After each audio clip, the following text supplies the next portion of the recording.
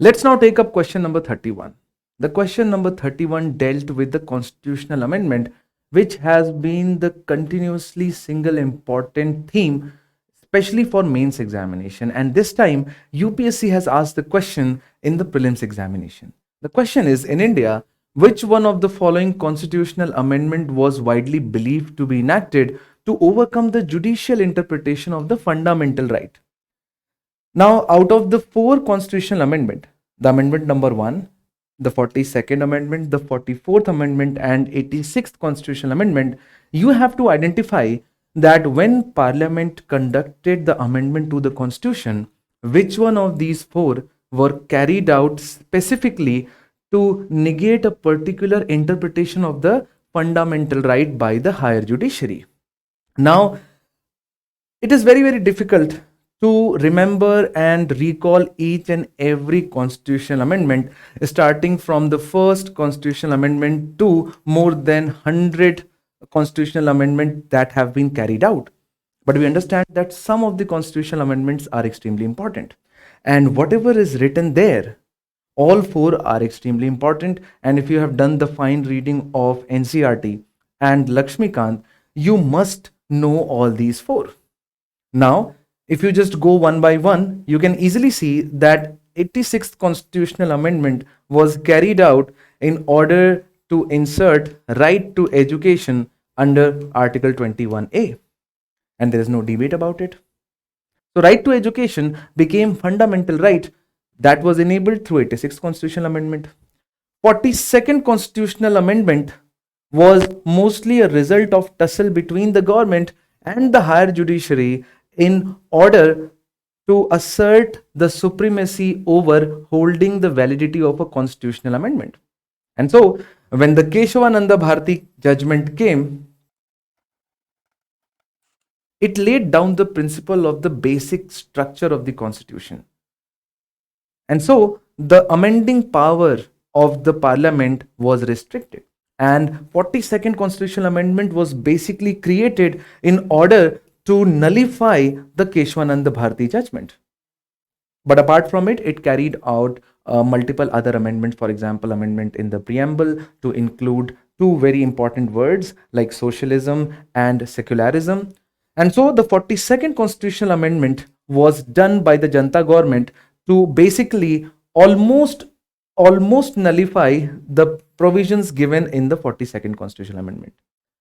And so even if you do not know, the right answer obviously is first constitutional amendment, because 42nd, 44th and 86th were not connected with the judicial interpretation of fundamental rights, but it was the first constitutional amendment. Because when just after the promulgation of the constitution, a lot of rights given under the fundamental rights created a lot of problems to the government or for the government. Because if you look, the Constitution of India under fundamental rights, under Article 15, clearly provides right to equality. And because of which, a lot of places, especially for example in the state of Madras, a lot of affirmative policies could not be carried out, because the Constitution specifically mentioned that no one shall be discriminated on the basis of race, color, caste, sex. And since caste cannot be one of the basis of discrimination, it meant that the government could not provide for affirmative action policies, or in other words, the reservation. And so, in very, very famous case which you all must remember is Champakam Dorairajan, where the Supreme Court of India in 1951 is policy of the government. It said that it is not allowed under the Constitution of India because Article 50 specifically says that there cannot be any discrimination. And that is why Article 15 had to be amended to include